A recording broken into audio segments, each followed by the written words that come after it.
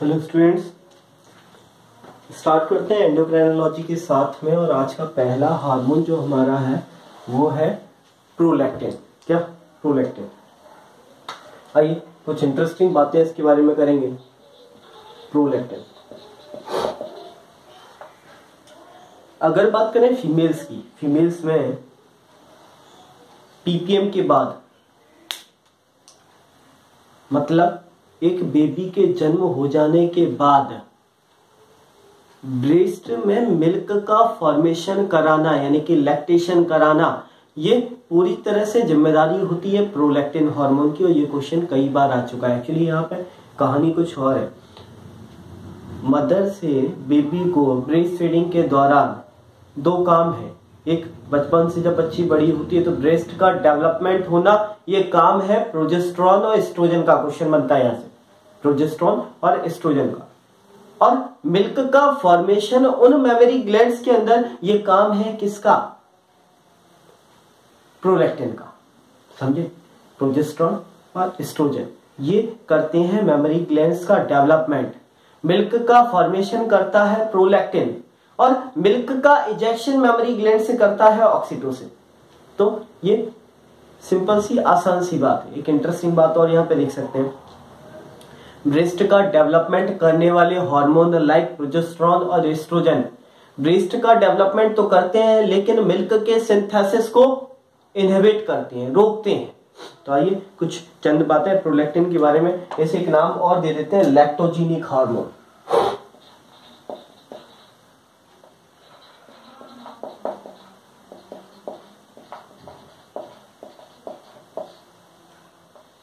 Lactogenic hormone lactation के लिए responsible है। इट इज सीक्रेटेड बाय, अब यहाँ पे कुछ चेंजेस आएंगे। अभी तक हम जो हार्मोन्स पढ़ रहे थे उन हार्मोन्स का सीक्रेशन किया जा रहा था बेसोफिल सेल्स से, और यहाँ पे इसका सीक्रेशन होगा किससे?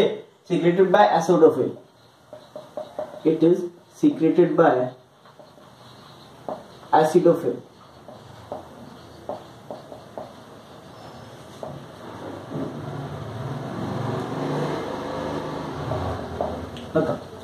और देखिए इसके बाद है प्रोलैक्टिन रिस्पॉन्सिबल है किसके लिए? लैक्टेशन के लिए।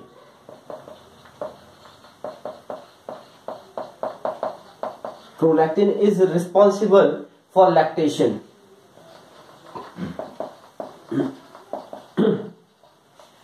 For lactation in postpartum women. In postpartum women. खत्म। अगला देखते हैं इसके बाद में। ये पोस्टपार्टम वुमेन का मतलब होता है आफ्टर डिलीवरी। कोई भी लेडी जिसने बच्चे को जन्म दिया है या दे चुकी है, उसके बाद में उसको बोला जाता है पोस्टपार्टम वुमेन, जिसे जन्म दे चुकी है बच्चे को। अब क्या होगा? कई सारे चेंजेस आएंगे। एक तो ब्रेस्ट से मिल्क का इंजेक्शन होना शुरू हो जाएगा, एज वेल एज मिल्क का फॉर्मेशन भी वहां पे शुरू हो चुका होगा। किसके अंदर? ब्रेस्ट के अंदर, बिकॉज ऑफ प्रोलैक्टिन हार्मोन। अब कुछ की पॉइंट्स यहाँ पे हम देख लेते हैं। एक्चुअली पहला की पॉइंट तो यही है कि हाइपोथैलेमस ज्यादातर हार्मोन्स को निकालने वाले रिलीजिंग फैक्टर ज्यादा अमाउंट में प्रोड्यूस करता है। For example prolactin releasing factor दो फैक्टर निकालेगा।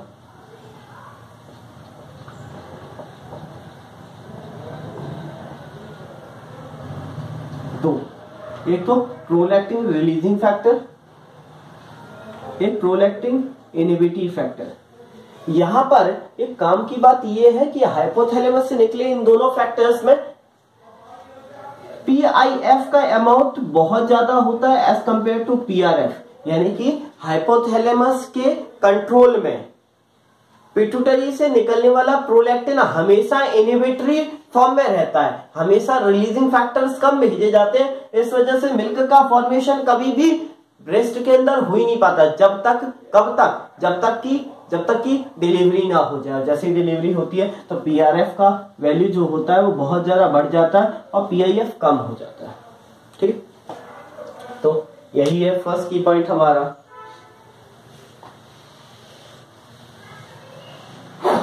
hypothalamus mainly innervates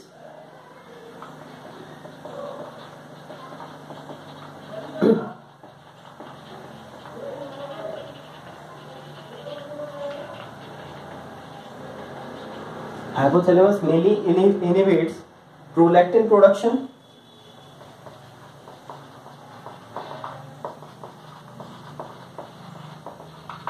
mainly inhibits prolactin production because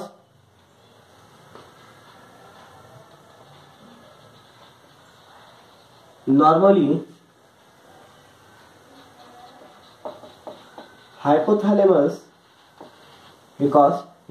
hypothalamus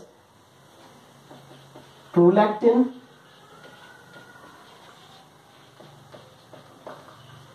inhibitory factor yeah is greater than prolactin releasing factor.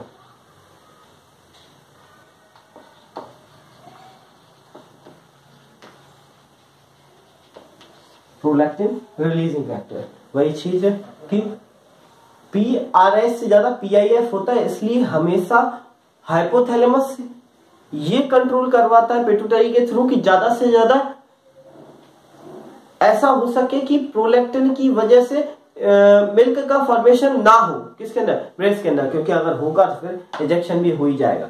Then एक और बड़ी इंटरेस्टिंग सी बात, ब्रेस्ट का फॉर्मेशन या उनको मेच्योर कंडीशन में लेके आना, ये काम है प्रोजेस्टेरोन और एस्ट्रोजन का। तो breast is prepared for lactation, breast is prepared for lactation by estrogen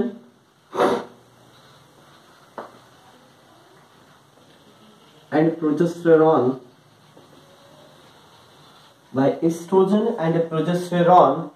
but of these hormone inhibit milk formation को इनहिबिट कर देंगे, inhibit the actual secretion of milk. Actual secretion of milk किसकी वजह से होगा, या मिल्क फॉर्मेशन किसकी वजह से होगा, प्रोलैक्टिन की वजह से। तो यहाँ पर एक चीज और चाहे तो आप लिख सकते हैं, अदरवाइज मैं ऑक्सीटोसिन जब पढ़ाऊंगा तो बिल्कुल आपको बताऊंगा कि ऑक्सीटोसिन मिल्क के इंजेक्शन के लिए रिस्पॉन्सिबल है, वाइल मिल्क फॉर्मेशन के लिए प्रोलैक्टिन रिस्पॉन्सिबल होता है। ठीक है, आइए अगला देखें। इसके बाद में एमएसएच की बात करेंगे या पिट्यूटरी के मिड लोब की बात करेंगे।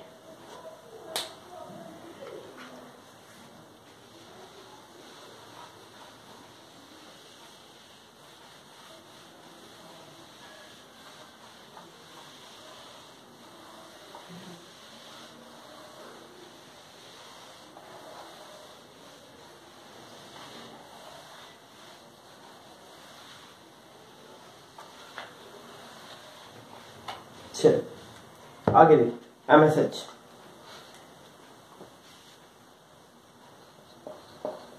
Hormone secreted by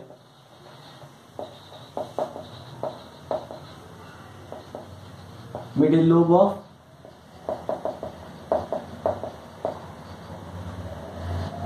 pituitary gland. Hormone secreted by middle lobe of pituitary gland, pituitary gland के मिडिल लोब से सीक्रेट होने वाले कुछ हार्मोन्स। आइए देखते हैं। सबसे पहले यहाँ पे हम एक ही हार्मोन की बात करेंगे, एमएसएच के बारे में, मेलानोसाइट स्टिमुलेटिंग हार्मोन के बारे में बात कर रहे हैं, एमएसएच की, मेलानोसाइट स्टिमुलेटिंग हार्मोन। इंटरेस्टिंग बात इसके बारे में यह है कि ह्यूमन के अंदर इसका कोई फंक्शन हमें अभी तक पता नहीं है, मेलानोसाइट स्टिमुलेटिंग हार्मोन।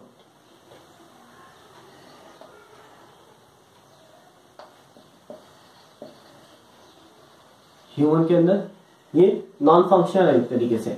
तो MSH की बात करें, मिडिल लोब ऑफ पिट्यूटरी से रिलीज होने वाला हार्मोन मेटाक्रोसिस के लिए रिस्पॉन्सिबल है। किसके लिए? मेटाक्रोसिस के लिए। जो लोअर एनिमल्स के अंदर कलर चेंज हो जाता है स्किन का, वो MSH की वजह से ही होता है। एज वेल एज MSH की वजह से मेलानिन का सिंथेसिस होता है। किसका? मेलानिन का। और ये मेलानिन जो होता है वो स्किन के कलर को डार्क कर देता है। तो आइए देखें, it stimulate the melanocyte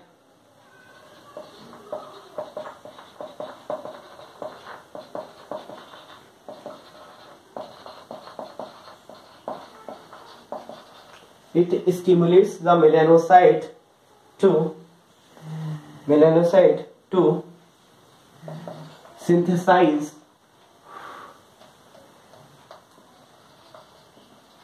synthesize melanin, और यही मेलानिन स्किन कलर को कैसा कर देता है? डार्क कर देता है। आइए एक इंटरेस्टिंग बात,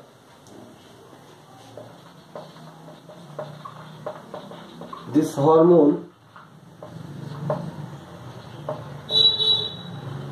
is related with मेटाक्रोसिस।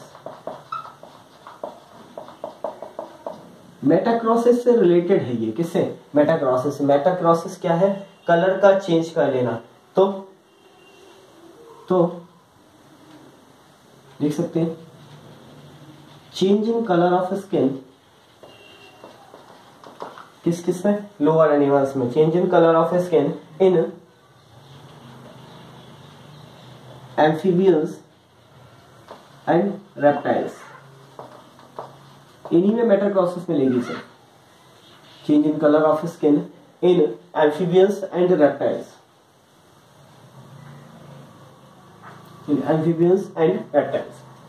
आगे देखें, मेलानिन है तो स्किन का कलर डार्क करवाएगा, तो कॉम्प्लेक्शन भी डार्क हो जाएगा। तो ये भी लिख सकते हैं, it डार्कन्स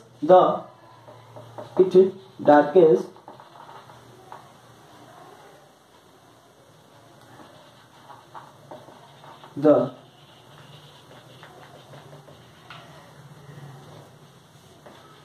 complexion of skin. It darkens the complexion of skin by distributing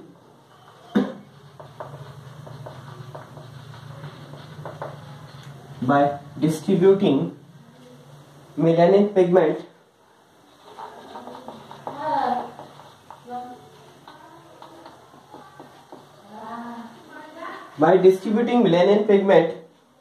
easily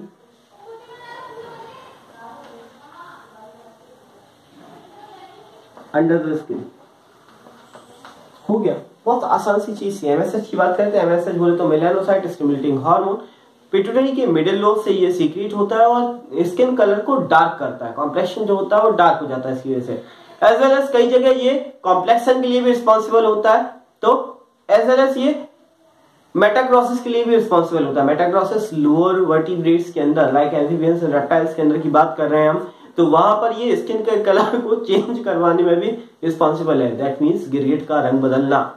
ये एक तरीके से कह सकते हैं कि मेलानिन के कारण या फिर इसी MSH की वजह से पॉसिबल हो पाता होगा। इकट्ठा कर लेता है वो मेलानिन, तो लाइट कलर हो जाता होगा, जब वो फैला देता है तो डार्क कलर हो जाता होगा, इस तरीके से। तो इसे बोलते हैं मेटाक्रोसिस। मिमिक्री के लिए रिस्पॉन्सिबल है। ठीक है, कोई रेप्टाइल पेड़ की पत्ती के पास में बैठा है और ग्रीन कलर जैसा दिख रहा है, और जैसे ही बात पे आया तो ब्राउन जैसा दिखने लगा, तो ये मेटाक्रोसिस ही है, जिससे वो अपने आप को बचा लेता है। तो मिमिक्री करता है यहाँ पे। तो आइए देखिए, आगे देखिए इसके बाद में। ज्यादातर MSH के बारे में एक बात देखी गई कि ज्यादातर ये पाइक्लोथर्मिक एनिमल जो कि कोल्ड ब्लडेड होते हैं, उनके अंदर फंक्शन देखने को मिलता है। मैमल्स जो कि होम्योथर्मिक है, वार्म ब्लडेड है, उनके अंदर ये फंक्शन नहीं होता।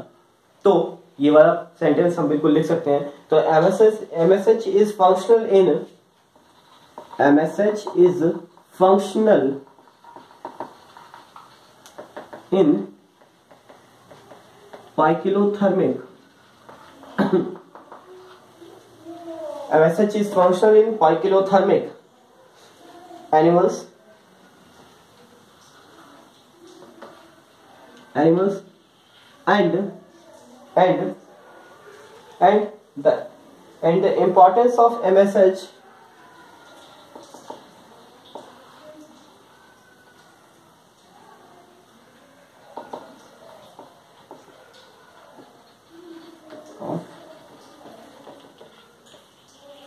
इन मैन, ह्यूमन के अंदर कुछ भी नहीं है,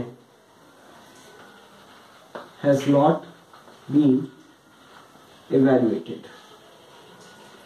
ह्यूमन के अंदर ये नॉन फंक्शनल है, अभी तक तो नहीं पता पड़ा है, आगे देखो शायद पता पड़ जाए। तो ये हमारा एमएसएच मिडिल लोब के हार्मोन्स भी कंप्लीट हो गए। आइए अब पोस्टीरियर लोब या न्यूरो हाइपोफाइसिस के हार्मोन्स और हाइपोथैलेमस से निकलने वाले रिलीजिंग फैक्टर और इनहिबिटरी फैक्टर्स के बारे में बात करते हैं। तो आइए पहले हाइपोथैलेमस से निकलने वाले रिलीजिंग फैक्टर और इनहिबिटरी फैक्टर देख लेते हैं, जिनका डायरेक्ट इफेक्ट पड़ता है किस पर, पिट्यूटरी पे, और उन्हीं के अकॉर्डिंग पिट्यूटरी कई सारे हार्मोन्स को बॉडी में रिलीज करवाती है। तो आइए मिटाए से एमएसएच रिस्पॉन्सिबल था किसके लिए, स्किन कलर के लिए, किसमें, लोअर मैमल्स के अंदर, ठीक है, और ह्यूमन के अंदर इसका कोई भी काम अभी तक नहीं देखा गया है, आगे पता नहीं कुछ हो सकता है। तो आइए देखें hormone releasing factors of hypothalamus. Hormone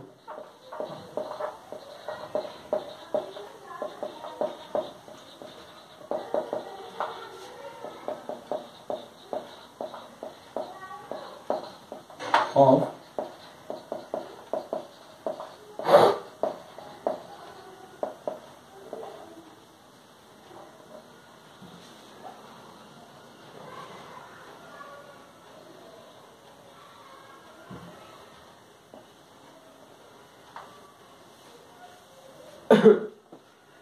चल सबसे पहले देख लेते हैं इसके अंदर ग्रोथ हार्मोन रिलीजिंग फैक्टर, मैंने आपको बताया भी था उसे, GFLAPT, ठीक है, फिर MSH और फिर लास्ट में ऑक्सीटोसिन एंड वैसोप्रेसिन, ठीक है, ADH और ऑक्सीटोसिन। तो देख लेते हैं सबसे पहले अगर देखें तो ग्रोथ हार्मोन, वो वाली ट्रिक अगर आपको याद होगी तो सारे हार्मोन आपको सीक्वेंस में याद होंगे किसके, पिट्यूटरी के। तो सबसे पहला यहाँ पे हम रिलीजिंग फैक्टर देखते हैं GH growth hormone releasing factor, pituitary से रिलीज करवाएगा किसको, ग्रोथ हार्मोन को। दूसरा thyrotropin releasing factor, thyrotropin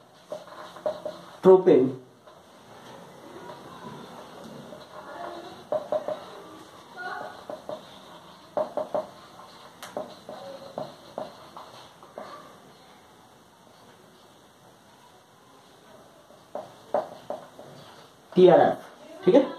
third इसके बाद देख लेते हैं GnRHF। GnRHF बोले तो gonadotropin releasing hormone factor, gonadotropin releasing hormone factor. यहाँ पे GnRH अगर गोनेडोट्रोपिन की बात करें तो मैंने उसे आपसे बोला था एक तो FSH और दूसरा LH, इन दोनों को ही गोनेडोट्रोपिन्स बोलते हैं, क्या, गोनेडोट्रोपिन।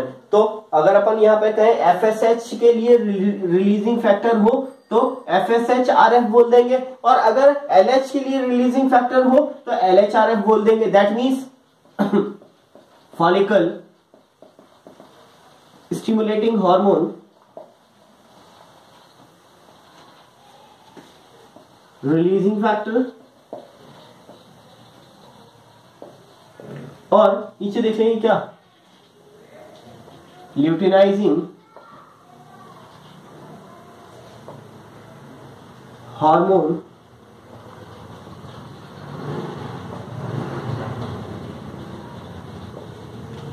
Releasing factor. तो ये दोनों गोनेडोट्रोप्स जो हैं उनके रिलीजिंग फैक्टर्स जो है वो हाइपोथैलेमस से रिलीज होते हैं GnRHF के फॉर्म में। अगला देख लेते हैं इसके बाद में GHIF GHIF growth hormone inhibitory factor. ये ग्रोथ हार्मोन के सीक्रेशन को किससे, एडिनोहाइपोफाइसिस से निकलने से रोकता है या फिर उसके सीक्रेशन को इनहिबिट कर देता है, ठीक है। आइए इसके बाद अगला देखें GHIF, then prolactin releasing factor.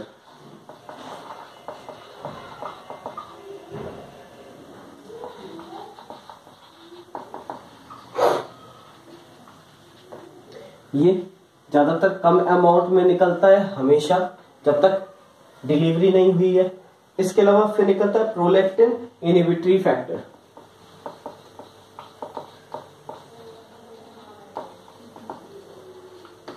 ये सारे के सारे वो फैक्टर्स या हार्मोन जो कि हाइपोथैलेमस से निकलते हैं और पिट्यूटरी पे वर्क करते हैं, और इन्हीं सारे रिलीजिंग और इनहिबिटरी फैक्टर की वजह से हाइपोथैलेमस को मास्टर एंडोक्राइन ग्लैंड बोलते हैं। अगला इसके बाद प्रोलैक्टिन के बाद में अगला लिखेंगे मेलानोसाइट।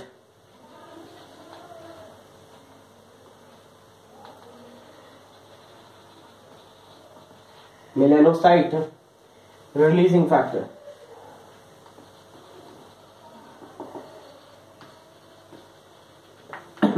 Melanocyte releasing factor. अगला है एड्रीनोकॉर्टिकोट्रोपिक। एड्रीनोकॉर्टिकोट्रोपिक रिलीजिंग फैक्टर। और ये क्या करेगा? एड्रीनोकॉर्टिकोट्रोपिक हार्मोन के सीक्रेशन को बढ़वाएगा किससे? पिट्यूटरी से। और ये जाके काम करेगा किस पे? एड्रीनल कॉर्टेक्स पे, एड्रीनल ग्लैंड के कॉर्टेक्स वाले पोर्शन पे। तो ये सारे के सारे रिलीजिंग फैक्टर और इनहिबिटरी फैक्टर हो गए किसके?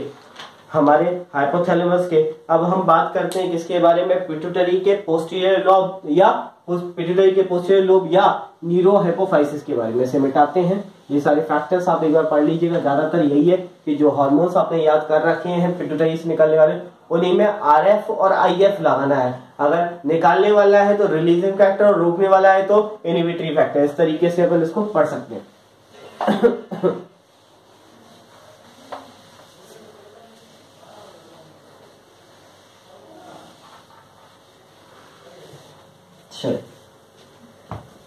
नेक्स्ट है पोस्टीरियर लोब और न्यूरोहाइपोफाइसिस।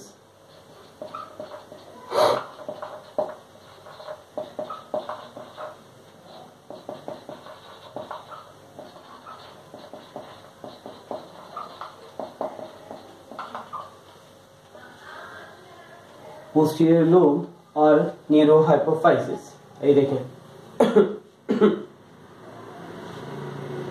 इंटरेस्टिंग बात, पहले सुन लीजिए इसके बारे में।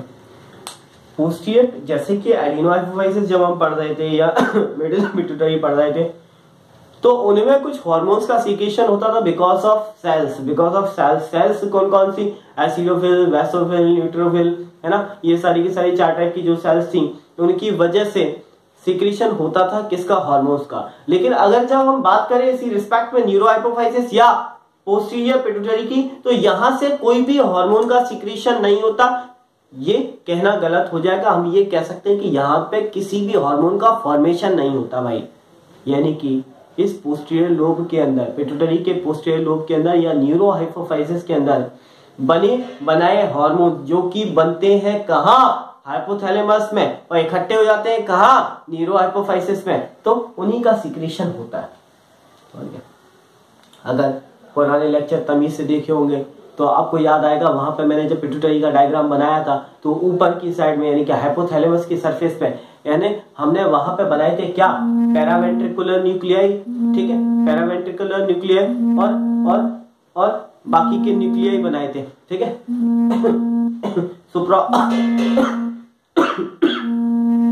सुप्राऑप्टिक न्यूक्लियाई और पैरावेंट्रिकुलर न्यूक्लियाई बनाए थे।